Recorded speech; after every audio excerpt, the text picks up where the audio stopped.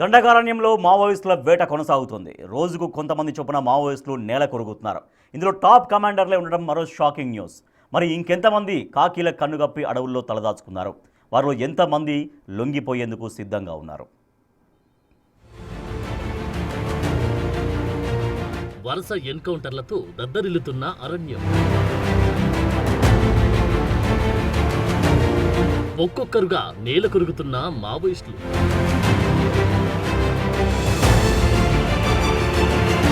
ఇప్పటికే టాప్ క్యాడర్లు సగం మంది మృతి.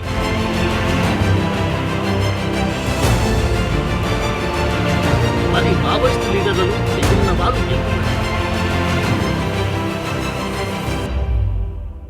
అడవుల్లో గన్ గర్జనలు ఆగడం లేదు. మొన్నటి వరకు దండకారణ్యం, ఆ తర్వాత కరిగుట్టలు, ఇప్పుడు మన్యం. ఇలా ప్లేస్లు మారుతున్నాయి కానీ ఎన్కౌంటర్లు మాత్రం ఆగడం లేదు. ముఖ్య నేతలు నేల కొరగడానికి బ్రేక్ పడడం లేదు. ప్రస్తుతం పరిస్థితి ఎలా ఉందంటే అయితే ఎన్కౌంటర్ లేదంటే లొంగిపోవడం. మొత్తానికి మావోయిస్టు పార్టీ మొత్తం కకావికలమవుతుంది. ఇలాంటి సమయంలో ఓ కొత్త ప్రశ్న ఇప్పుడు తెరపైకి వస్తుంది. అసలు మావోయిస్టుల్లో మిగిలిన వారు ఎంతమంది అని.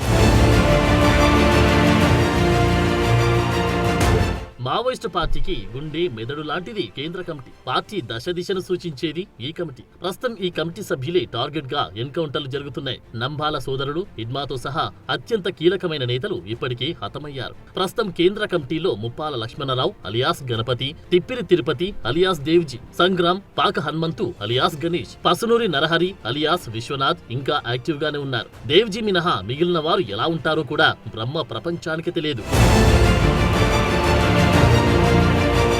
సెంట్రల్ కమిటీలో మరికొందరు కూడా ఉన్నారు. జార్ఖండ్ కార్యకలాపాలు చూసి అనల్దా అలియాస్ పతిరామ్ మాంజీ, మధ్యప్రదేశ్ వ్యవహారాలు చూసి మాజ్దీ దేవ్ అలియాస్ రామ్ధర్ తో పాటు జార్ఖండ్ కు చెందిన మిసిర్ బేస్రా అలియాస్ సునీల్ మాల్ అలియాస్ సాగర్, ఇంకా ఆనంద్, ఆకాష్ దాదా యాక్టివ్ గా ఉన్నారు.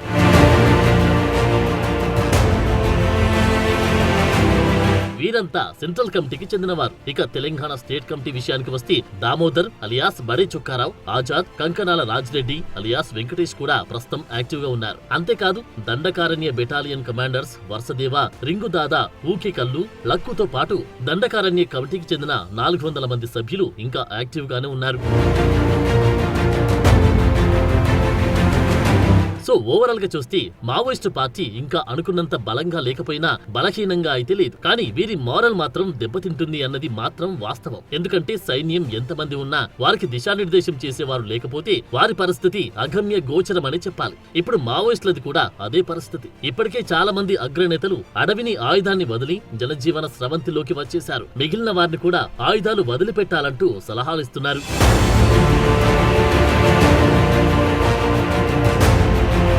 రానున్న రోజుల్లో మరిన్ని లొంగుబాట్లను చూడడం ఖాయంగా కనిపిస్తోంది. ముఖ్యంగా తెలంగాణకు చెందిన కొందరు ముఖ్య నేతలు అస్త్ర సన్యాసం చేసేందుకు సిద్ధంగా ఉన్నారు. ఆజాద్, రమేష్ అలియాస్ అప్పాజీ నారాయణ, వెంకటేష్ తో పాటు 30 మంది సీసీఎం, డీసీఎం దళ సభ్యులు పోలీసుల ఎదుట లొంగిపోయేందుకు సిద్ధంగా ఉన్నారని తెలుస్తోంది.